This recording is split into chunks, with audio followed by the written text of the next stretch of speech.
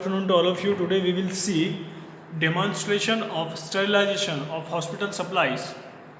So in that, sterility and sterilization are core consideration in the all health related area. Pharmaceutical products and generally required to be free from contamination with microorganisms like bacteria, viruses, yeast, mold, etc. मतलब कि क्या कि sterilisation जो है, जैसे कि हम already हमारे चैप्टर्स में, हमारे सिलेबस में, हमारे प्रैक्टिकल्स में जो है इस टर्म को बार बार देख रहे हैं, इस टर्म की डेफिनेशन को बार बार देख रहे हैं, इसमें क्या होता है ये बार बार समझने की कोशिश कर रहे हैं हम। तो इसके अंदर उन्होंने बताया कि ये एक कोर कंसिडरेशन है, मतलब एक इम्पॉर्टेंट रोल प्ले करता है ये कहाँ पर, फार्मास्यूटिकल और हेल्थ रिलेटेड एरिया और फार्मास्यूटिकल प्रोडक्ट्स के अंदर, ताकि वहाँ जो प्रोडक्ट है या फिर वो जो एरिया है वो कंटामिनेट ना हो किस चीज़ से, बैक्टीरिया से, वायरस से, ईस्ट से या फिर मोल्ड से, वो जो है वो कंटामिनेट वहाँ पर ना हो। तो इसलिए हम क्या करते हैं, स्टरलाइजेशन। सो सच ऑर्गेनिज्म में cause spoilage by adversely affecting the appearance of composition of a product and may cause serious adverse effect in the patient. क्यों करते हैं स्टरलाइजेशन? क्योंकि वो जो माइक्रो ऑर्गेनिज्म है अगर वो ह्यूमन के कॉन्टेक्स्ट में आते हैं तो वो सीरियस एडवर्स इफेक्ट हमको वहाँ पर देखने को मिल सकते हैं या उस पेशेंट को देखने को मिल सकते हैं जो उस पर्टिकुलर वायरस के कांटेक्ट में आता है, तो या उस पर्टिकुलर बैक्टीरिया या माइक्रो ऑर्गेनिज्म के कांटेक्ट में आता है, तो वो वहाँ पर हमको जो है वो सीरियस साइड इफेक्ट देखने को मिल सकते हैं। सो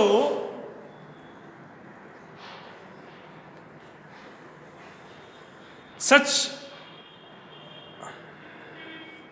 adverse effects are particularly likely if the operation is introduced into the body via a route which bypass some of the dosage form, bypass some of the particularly likely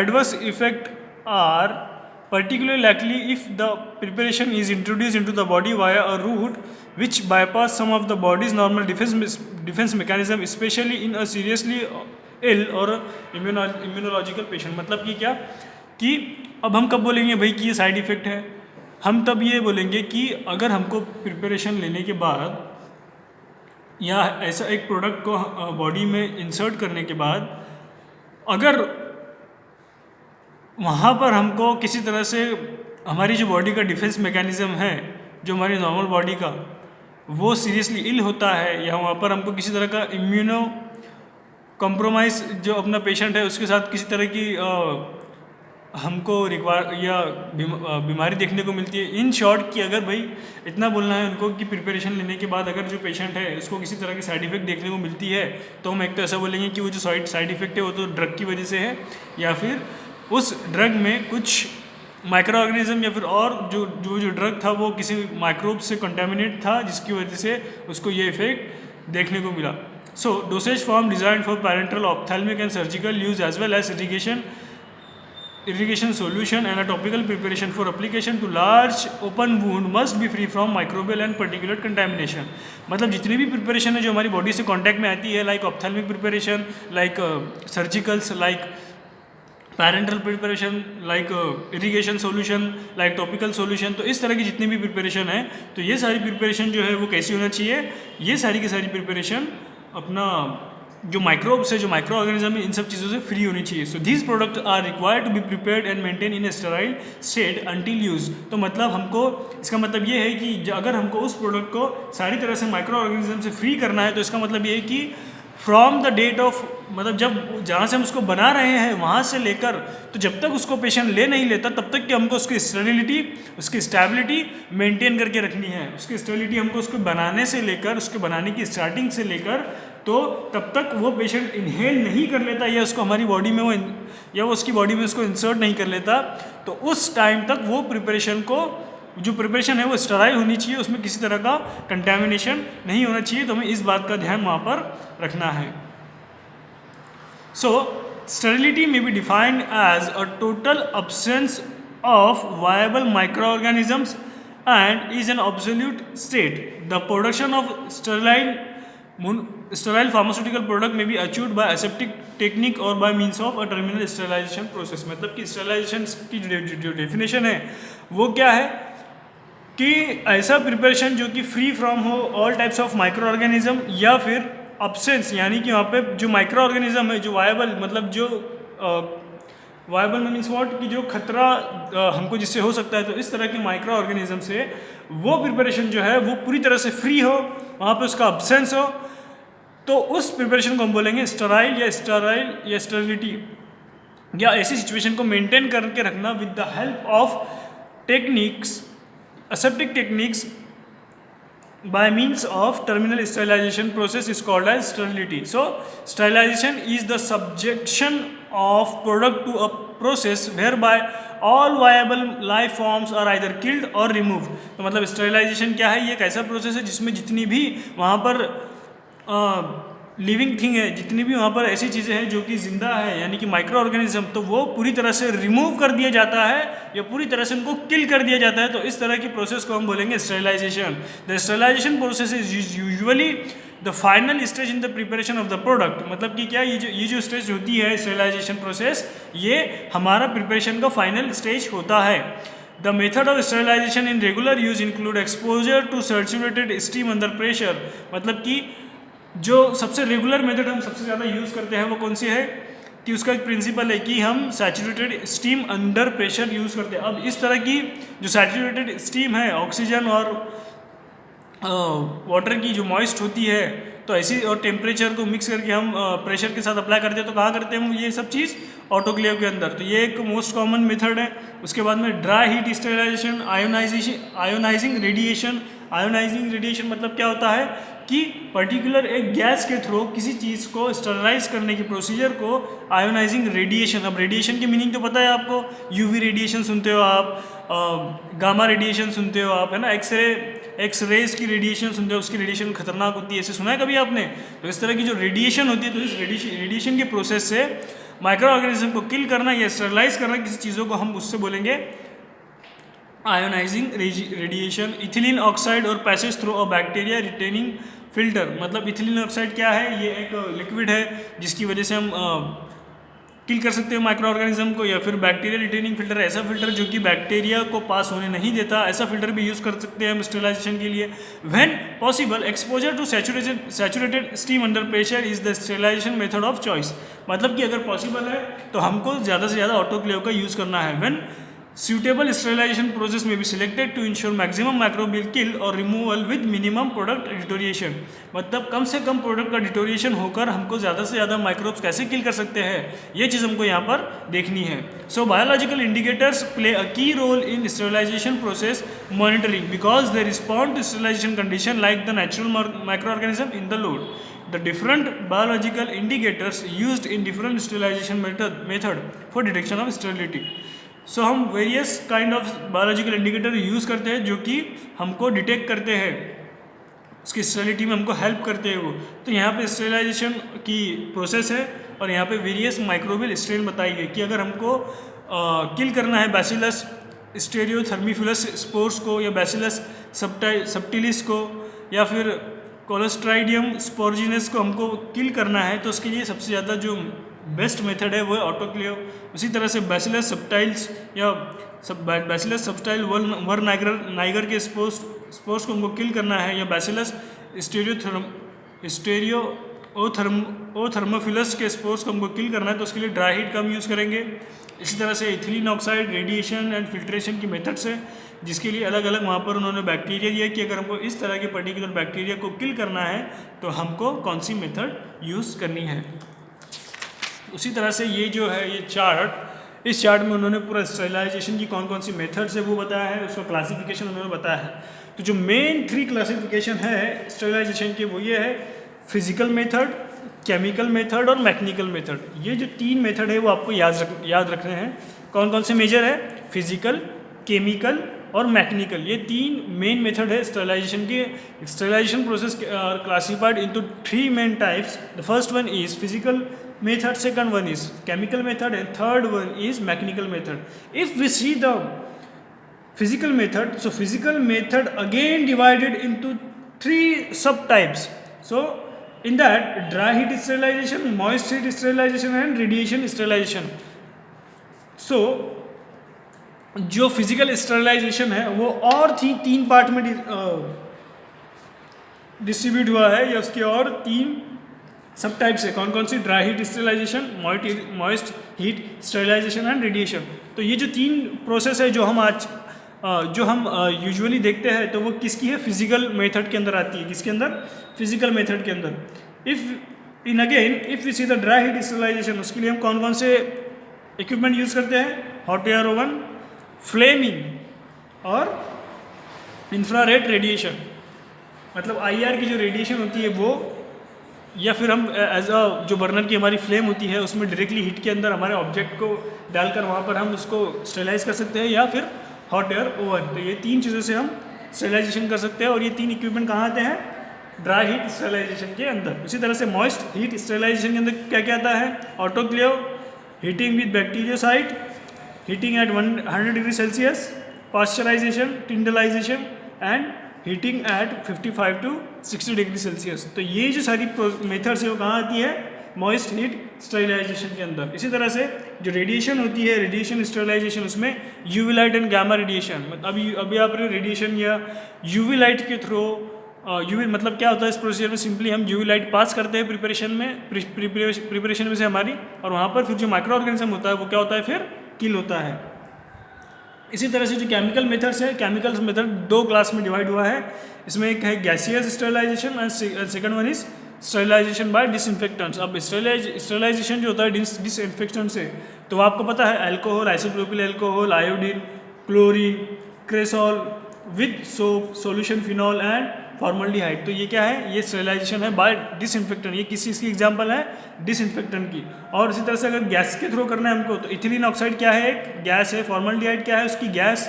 और beta प्रोपियोलैक्टोन, ये जो है, तो ये 3 गैसेस है जिसकी वजह से हम स्टरलाइजेशन कर सकते हैं. और मैकेनिकल स्टरलाइजेशन में कौन कौन से हैं? स्टरलाइजेशन बाय फिल्ट्रेशन, मतलब जो हम फिल्टर करते हैं, तो ये उसकी एक ही मेथड है. मैकेनिकल स्टरलाइजेशन के अंदर एक ही टाइप है जिसको हम बोलेंगे स्टरलाइजेशन बाय फिल्ट्रेशन, जिसकी एग्जांपल है membrane filter, seeds filter, steam sintered glass filter, फिर उसके बाद बर्गफील्ड फिल्टर, मिलीपोर फिल्टर, पास्चर चेम्बरलैंड फिल्टर. तो इस तरह से ये फिल्टर पेपर की एग्जांपल्स है. तो आपको ये क्लासिफिकेशन कैसे याद रखना है? 3 क्लास है. एक है फिजिकल स्टरलाइजेशन, दूसरा है केमिकल, तीसरा है मैकेनिकल. तो जो फिजिकल है उसमें है dry heat sterilization, moist heat sterilization and radiation. जो 3 टाइप है वो आएंगी फिजिकल में. उसी तरह से केमिकल के अंदर गैसियस और डिसइंफेक्टेंट, और मैकेनिकल में फिल्ट्रेशन. और फिर उसके एग्जाम्पल हमको याद रखने हैं कि कौन कौन सी इक्विपमेंट कौन सी क्लास के अंदर आता है. आप उसका चार्ट भी बना के उसको याद रख सकते हो, या आपको जैसा उसको सूटेबल लगे, जैसा आप उसको याद कर सकते हो, वैसे आप उसको याद भी रख सकते हो. उसी तरह से इसी की बेसिस पे हम हमारा आज एक्सपेरिमेंट नंबर जो है वो 21 देखेंगे, जिसमें हम क्या करेंगे कि to study the different types of sterilisation, autoclave, hot air oven and membrane filter. So in that apparatus जो हमको आज लगने वाले कौन कौन से हैं? Autoclave, hot air oven, membrane filtration, assembly. अब ये जो तीनों हैं, ये तीनों ऑलरेडी हमने स्टार्टिंग में ही डिस्कस कर लिया था. हमने इसकी वीडियोस देखी है कि अगर हमको स्टरलाइजेशन करना है with the help of autoclave तो हम कैसे करेंगे, फिर हम स्टरलाइजेशन करेंगे हॉट एयर ओवन की मदद से तो हम कैसे उसको स्टरलाइज करेंगे, उसका टेम्परेचर क्या होना चाहिए, तो उसका प्रेशर क्या होना चाहिए, सारी चीज़ें हमने ऑलरेडी डिस्कस कर चुके हैं हम. और उसी तरह से मेम्ब्रेन फिल्ट्रेशन असेंबली, वो भी हमने देखे थे कि किस तरह से हम मेम्ब्रेन फिल्ट्रेशन असेंबली का यूज़ करके स्टरलाइजेशन कर सकते हैं. तो जो स्टेप वाइज प्रोसीजर में पहले आपका ऑटोक्लेव दिया है. So autoclave is use to carry out steam sterilization. It is also known as moist heat sterilization, as we all know about it, and it work on the principle of utilization of saturated steam under pressure. Autoclave is more effective than hot air oven because steam has more penetrating power and thermal capacity than dry heat. मतलब कि क्या कि सबसे पहले तो autoclave का principal क्या है कि जो सैचुरेटेड स्टीम होती है, मतलब जिसमें वाटर और एयर और टेम्परेचर का जो सैचुरेटेड स्टीम जो होती है, भाप जो होती है, वो जो है वो प्रेशर के साथ में हम वो किसी ऑब्जेक्ट के ऊपर अप्लाई होती है, जिसकी वजह से वहाँ पे उसकी स्टेबिलिटी हमको देखने को मिलती है। वहाँ पे जो माइक्रो ऑर्गेनिज्म है वो उसके सेल में पेनिट्रेट होकर अंदर जाती है और उसको किल करती है। तो इस तरह से प्रोसेस है ऑटोक्लेव का, उसका प्रिंसिपल है। और ये जो मेथड है ऑटोक्लेव, ये ज़्यादा कन्वीनियंट है as compared to dry heat, क्योंकि जो स्टीम होती है, जो भाप होती है, it has more penetrating power. मतलब उसका जो पेनिट्रेटिंग पावर है, मतलब जो सेल में इंटर करने की जो एबिलिटी है उसकी, यानी कि सेल वॉल को जो रेप्चर करने की जो उसकी एबिलिटी है, वो as compared to dry heat sterilisation की मेथड से कहीं ज़्यादा इफेक्टिव है। इसलिए हम ज़्यादातर ऑटोक्लेव यूज़ करते हैं। The steam penetrates in the spores and capsules of bacteria, ruptures it and escape from the protoplasm which is coagulated. मतलब क्या कि ये जो वायरस होता है उसकी ये सेल वॉल को क्या करता है, वो रप्चर करके अंदर इंटर करता है और इसी तरह से उसको किल करता है। So autoclaves are available in different size in hospital. Large autoclaves with automatic control are used. अभी जैसे कि ऑटोक्लेव है ये बहुत सारे साइज के अंदर हमको अवेलेबल है। As per our need we select different kinds of size and shape of autoclaves.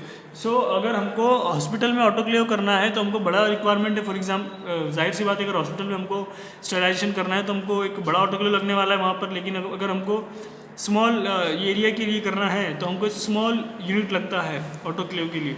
सो इसी तरह से ऑटोक्लेव्स में कौन कौन से ऐसे चीज़ें हैं जिसको हम स्टेरिलाइज कर सकते हैं। सो इन दैट इसमें हम surgical instrument, glasswares, glass syringe, needles, surgical dressings, surgical cloths, plastic IV sets, rubber gloves, rubber tubing et cetera हम यूज़ कर सकते हैं। Autoclave is most suitable for sterilisation of transfusion fluid and injectable. मतलब कि जो transfusion fluid होते हैं या जो इंजेक्टेबल्स होते हैं जो हम हमारी बॉडी में इंसर्ट करते हैं, तो इस तरह की प्रिपरेशन को ये बहुत ही ज़्यादा कन्वीनियंट मेथड है अगर हमको ऐसी मेथड को, ऐसी प्रिपरेशन को स्टेरिलाइज करना है जिसमें हमारी ब्लड में इंसर्ट होती है directly. Autoclave is made up of aluminium, stainless steel और gun metal.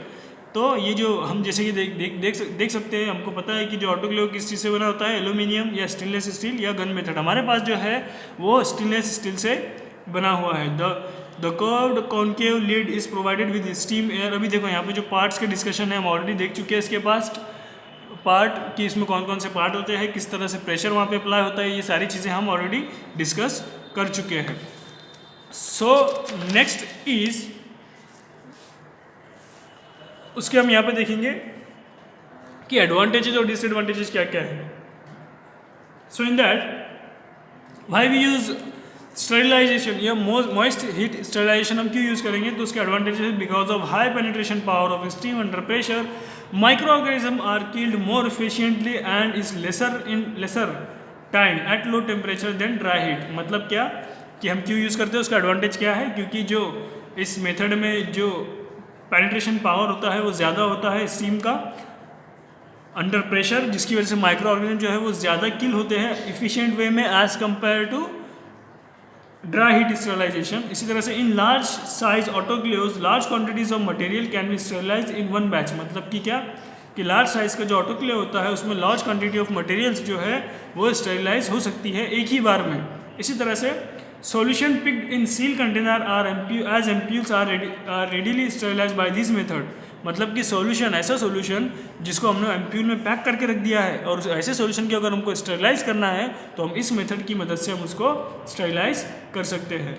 Bulk solution, glassware, surgical dressing, rubber gloves and surgical instrument are effectively sterilise by this method. तो मतलब जो ग्लासवेयर्स होते हैं, जो सर्जिकल ड्रेसिंग होती है, जो रबर ग्लोव्स होते हैं और जो सर्जिकल इंस्ट्रूमेंट है वो हम इस मेथड की मदद से स्टेरिलाइज कर सकते हैं। और उसके डिसएडवांटेजेस क्या क्या है, this method is unsuitable for the material which can not withstand the heating eight 115 degree Celsius और मोर। तो ये जो मेथड है ये हम कहाँ अप्लाई नहीं करते, जब अगर ये ऐसे मटेरियल्स के लिए सूटेबल टेक्निक नहीं है जहाँ पर जो टेम्परेचर है, जो ऐसे मटेरियल जो 115 डिग्री सेल्सियस यानी कि 115 डिग्री सेल्सियस के ऊपर वो जो टेम्परेचर है वो उनकी जिसको बोलेंगे हम फिजिको केमिकल प्रॉपर्टीज चेंज कर देते हैं या फिर वहाँ पर वो स्टेबल नहीं होते इस टेम्परेचर के ऊपर, तो वहाँ हम इस तरह की स्टेरिलाइजेशन की प्रोसेस को यूज़ नहीं करते। So this method is not useful for oils, fats, ointment, powder, oily injectable and other preparation through which steam can not penetrate. तो मतलब ये जो मेथड है, इसमें हम ऑयल्स जो है, जो फैट्स है, जो ऑइंटमेंट्स है, जो पाउडर्स है, उनको स्टेरलाइज नहीं कर सकते। क्यों? क्योंकि स्टीम जो है वो उसको पेनिट्रेट नहीं कर पाती।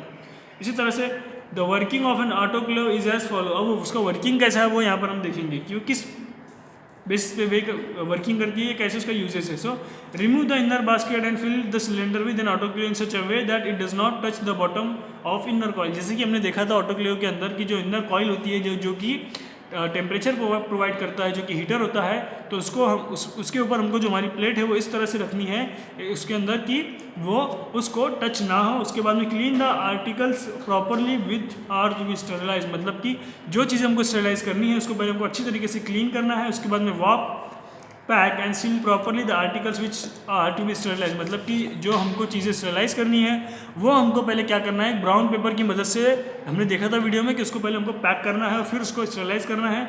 Load the article in the basket of an autoclave by maintaining sufficient space between the articles for easy circulation of steam inside the autoclave, मतलब कि जो सपोज कि इतनी इसकी साइज़ है, जो अंदर प्लेट है जिसके अंदर हमको ऑब्जेक्ट रखना है, तो उसमें सफिशिएंट गैप होना चाहिए ताकि वहाँ पर एयर स्टीम पास हो सके इस तरह से। फिर उसके बाद में close the lid and tighten with wing nuts and bolts, मतलब कि वो रिंग रखने के बाद में हमको जो क्लोज करना है लीड को और उसको अच्छी तरीके से टाइट करना है नट्स को। फिर switch on an autoclave to heat the water, फिर हमको क्या करना है, ऑटोक्लेव को स्विच ऑन करना है।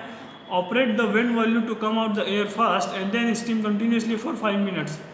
फिर हमको क्या करना है, वो जो वहाँ पर वॉल्व दिया हुआ होता है उसको हमको खोलना है, फिर ताकि वहाँ से एयर पास हो पूरी। फिर हमको कंटिन्यू 5 मिनट के लिए, फिर उसके बाद में 5 मिनट खोलने के बाद जब वहाँ से स्टीम अच्छी तरीके से पास होने लग गई, फिर हमको स्टीम को क्या करना है, क्लोज करना है। फिर हमको allow to rise internal pressure है, टेम्परेचर एंड प्रेशर, तो उसका टेम्परेचर और प्रेशर बढ़ने तक हमको वेट करना है। फिर जब उसका वेट और टेम्परेचर बढ़ जाएगा उसके बाद में allow to rise internal temperature and pressure. इसके बाद maintain the holding time, holding pressure and holding temperature under the following condition. पहले हमको क्या करना है, देखो अगर हमको बोला है उन्होंने कि आपको 20 मिनट के लिए 1 to 1 डिग्री सेल्सियस के ऊपर स्टेरिलाइज करना है, तो हम क्या करेंगे, जहाँ जब हमने ऑब्जेक्टिव जो हमारे जो चीज़ें हमको स्टेरिलाइज करनी थी वो हमने रख दिया, तो वहाँ से बटन ऑन करने से लेकर 20 मिनट्स नहीं लेना है हमको कहाँ से 20 मिनट्स लेना है, जब वो टेम्परेचर जो है वो या जो प्रेशर है वो 212 डिग्री सेल्सियस के ऊपर पहुंच जाएगा, या फिर 80 डिग्री सेल्सियस के ऊपर सपोज प्रेशर है और 121 डिग्री सेल्सियस टेम्परेचर है, तो जब ये यहाँ पर पहुंच जाएगा तब हमको वहाँ से कंटिन्यू 20 मिनट तक उसको मेंटेन करके रखना है। तो यहाँ पर उन्होंने एक टेबल दिया है जिसमें उन्होंने बताया कि होल्डिंग प्रेशर कितना, अगर 10 होल्डिंग प्रेशर रहा तो हमको होल्डिंग टेम्परेचर उसका 115 होना चाहिए 30 मिनट्स के लिए। तो इसी तरह से ये सारे के सारे, इसमें से फिर हमको हमारी मर्जी से एक कोई भी मेथड सिलेक्ट करनी है। So switch off an autoclave, allow it to cool, फिर हम जो 20 मिनट हो जाएंगे वहाँ पर तो फिर हमको स्विच ऑफ करना है ऑटोक्लेव को, अलाउ इट कूल करना है। कूल होने के बाद जो प्रेशर है वो पहले हमको डाउन करना है, उसी के बाद हमको सारे इंस्ट्रूमेंट बाहर निकालने हैं।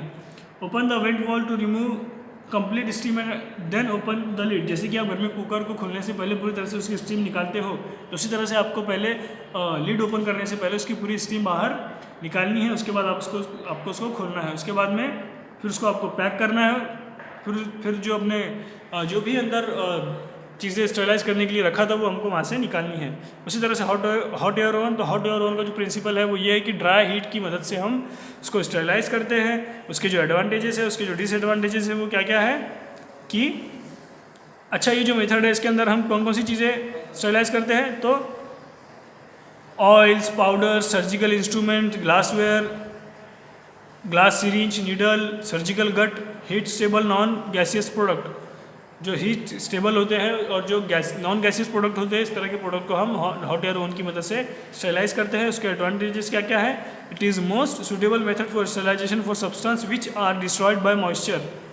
ये जो मेथड है ड्राई हीट, ये उनके लिए बहुत सूटेबल है, ऐसी मेथड्स के लिए जो कि मॉइस्ट होने पर ख़राब हो जाते हैं, या ऐसे सब्सटेंस जो कि मॉइस्ट होने पर या गीला होने पर वो उनकी स्टेबिलिटी को खो देते हैं। उस तरह की प्रिपरेशन को हम ड्राई हीट स्टेरिलाइजेशन की मेथड से स्टेराइल करते हैं। For example oily substance and dry powders, next है glasswares like flask, test tube, pipettes are glassware syringe can be easily and thoroughly sterilise which may can not be possible in the moist heat sterilisation. तो इस method में हम all types of glass syringe pipettes को sterilise कर सकते हैं। Disadvantages क्या क्या है इसके? It require very long heating up times, high temperature and long exposure time, मतलब इसमें जो टाइम का जो रिक्वायरमेंट है वो ज़्यादा है। दूसरा, most medicament, rubber, plastic article which are thermolabile get destroyed by this method. अगर हम इस मेथड को यूज़ करके रबर और प्लास्टिक की चीज़ों को स्टेरिलाइज करते हैं तो वहाँ पे डिस्ट्रॉय हो जाते हैं। इसी तरह से प्रिपरेशन कंटेनिंग वाटर, अल्कोहल और other volatile substance can not be sterilise by this method, मतलब ऐसी सब्सटेंस जिसमें वाटर, अल्कोहल, इस तरह की जो प्रिपरेशन उसमें या इस तरह के सब्सटेंस ऐड होते हैं, तो इस तरह के सब्सटेंस को हम ड्राई हीट मेथड की मदद से स्टेरिलाइज नहीं कर सकते। तो उसका जो वर्किंग है वो कैसा है कि आपको लीड ऑन करनी है, आपको आपका जो सैंपल है वो प्लेस करना है, फिर आपको उसको एक पर्टिकुलर टेम्परेचर पर राइज होने देना है। फिर टेम्परेचर राइज होने के बाद वो जब फॉर एग्जांपल अगर हमको बोला है कि इसको 100 डिग्री सेल्सियस के ऊपर हीट करना है, तो 100 डिग्री सेल्सियस के ऊपर जो है वो टेम्परेचर आने के बाद वहाँ से हमको उसको जो भी उसका रिक्वायर्ड टाइम है लाइक 30 मिनट्स 60 मिनट उतनी देर हमको रुकना है। जैसे अपन ने टेबल दिया है कि अगर होल्डिंग टेम्परेचर 160 है तो हमको 2 घंटे तक स्टेरिलाइज करना है, और अगर 170 है तो 1 आवर तक की। तो on the basis of preference we have to select any one of them. उसके बाद में हम देखेंगे कि मेम्ब्रेन फिल्ट्रेशन असेंबली क्या होता है। तो जिस तरह से हमने वीडियो में देखा था कि मेम्ब्रेन फिल्टर है वो वेरी कॉमन यूजिंग अल्ट्रा। अच्छा, इस मेथड का जो प्रिंसिपल है वो ये है कि अभी जो 2 मेथड देखे थे हमने, तो उसमें जो पहली मेथड थी उसमें हम हाई पेनिट्रेशन पावर के थ्रू माइक्रो ऑर्गेनिज्म को किल करते थे, दूसरी मेथड में ड्राई हीट के थ्रू हम उसको किल करते थे। लेकिन इस मेथड में हम किल नहीं करते, इसको हम रिमूव करते हैं। कैसे? With the help of a filter paper we filter over product और we filter over preparation in which जो उसकी साइज़ होती है। तो यहाँ पे देखो, in this method membrane filter have become very common among ultrafiltration because the membranes used have been refined to get extra extent. They are very fine, made up of cellulose, polyvinyl chloride, nylon and other cellulose derivative. तो जो filter paper होता है किस चीज़ से बना होता है? Cellulose से, पॉलीविनिल क्लोराइड, नाइलॉन और अदर सेल्यूलोज से बना होता है। They are very fine, having a wide range of pore size. जो उसकी पोर साइज होती है, पोर साइज मतलब क्या कि उसमें वो कितने साइज़ के पार्टिकल्स को वो अलाउ कर सकता है उसमें से पास होने के लिए, तो उसको हम बोलेंगे पोर साइज। सो कितनी होती है उसकी pore size? 8 micron to 0.22 micron. However the bacterial filtration membranes with pore size of 0.22 to 0.45 micron are recommended. मतलब अगर बैक्टीरिया ऐसी प्रिपरेशन जिसमें बैक्टीरिया प्रेजेंट है तो उसके लिए हम 0.22 से 0.45 माइक्रोन के फिल्टर पेपर को यूज़ करते हैं। तो ये जो फिल्टर पेपर उसके एडवांटेजेस है कि एफिकेसी इज़ नियरली ऑब्सोल्यूट। जो उसकी एफिकेसी है वो एकदम ऑब्सोल्यूट होती है। किस लिए? तो क्योंकि उसकी एक पर्टिकुलर पोर साइज होती है और हमको पता होता है कि इफ़ अगर बैक्टीरिया की साइज़ जो है वो इससे कम है पोर साइज से, तो वो उसको पास नहीं, ज़्यादा है अगर तो उसको पास नहीं कर पाएगा। मतलब जितना थिन हम उसकी पोर साइज लेंगे उतनी हमको एफिकेसी ज़्यादा वहाँ पे देखने को मिलेगी। So the filtration media are non hygroscopic. जो फिल्टर मीडिया होता है वो नॉन हाइग्रोस्कोपिक होता है। Pores are slowly clogged. फिर क्या होता है कि जो पोर्स है वो धीरे धीरे क्या होते हैं, बंद हो जाते हैं वहाँ पे जैसे जैसे वहाँ पे वायरस आकर जमा होना शुरू होते हैं। The filtration it has a considerable thermal stability and may be sterilise by moist heat before use. मतलब इसको यूज़ करने से पहले हम उसको मॉइस्ट हीट करके पूरा अच्छी तरीके से स्टेरिलाइज कर सकते हैं। सो membranes have considerable mechanical strength and allow high pressure to apply it across steam। जो membranes है उनका मैकेनिकल स्ट्रेंथ कंसिडरेबल होता है और हाई प्रेशर के ऊपर भी वो काम करते हैं। membranes are resistant to many acid और bases as well as an organic solvent. तो जो membranes होते हैं वो बहुत सारे सॉल्ट्स, बहुत सारे एसिड्स के क्या होते हैं, वो रेजिस्टेंस होते हैं, जो कि एक प्लस पॉइंट है हमारे लिए। उसी तरह absorption of medicament is negligible. मतलब क्या कि जो मेडिकामेंट है वो पेपर में एब्जॉर्ब नहीं होती, वो पूरी तरीके से हमको हमारे सॉल्यूशन में मिलती है वहाँ पर। और उसका डिसएडवांटेजेस क्या क्या है? Fine pores may get clogged easily for which a prefilter may be use to remove colloidal matter. मतलब क्या कि अगर हम पोर साइज अगर बहुत ज़्यादा थिन लेते हैं तो ये चांसेस है कि वहाँ पर वो क्लॉट यानी कि क्लॉग्ड हो सकता है, वो वहाँ पर अटक सकती है और फिल्ट्रेशन में प्रॉब्लम आ सकती है वहाँ पे। Chemically they are less resistance and are soluble in certain organic solvent like ketones and esters. तो केमिकली जो पेपर होता है वो सॉल्युबल, अगर जैसे कि फॉर एग्जांपल हमने ऐसा सॉल्यूशन यूज़ किया जिसमें कीटोन और ईस्टर्स प्रेजेंट है, तो उस तरह की प्रिपरेशन में वो जो पेपर है वहाँ पर सॉल्युबलाइज, यानी जो फिल्टर पेपर है वो सॉल्युबल हो जाएगा वहाँ पर। उसी तरह से they are very brittle when dry and in this condition they are can be stored for years together. The working of membrane filtration assembly as follows. अब उसका वर्किंग क्या है, हमने देखा था कि हमको कोनिकल फ्लास्क लेना है, उसके ऊपर हमको क्या करना है, फिर मेम्ब्रेन फिल्टर पेपर रखना है फिल्टर होल्डर के ऊपर, फिर उसके बाद में उसको पैक करना है और फिर उसके बाद में सक्शन पंप की मदद से या वैक्यूम की मदद से उसको सक करना है ताकि वहाँ पे प्रेशर अप्लाई हो। प्रेशर अप्लाई होने की वजह से क्या होगा, फिर फिल्ट्रेशन वहाँ पर होता है। तो इस तरह से ये थी 3 मेथड आपकी ड्राई हीट स्टरलाइजेशन की, मॉइस्ट हीट, ड्राई हीट और मेम्ब्रेन फिल्ट्रेशन असेंबली। और इसके क्वेश्चन आंसर आपको लिख कर लाने हैं।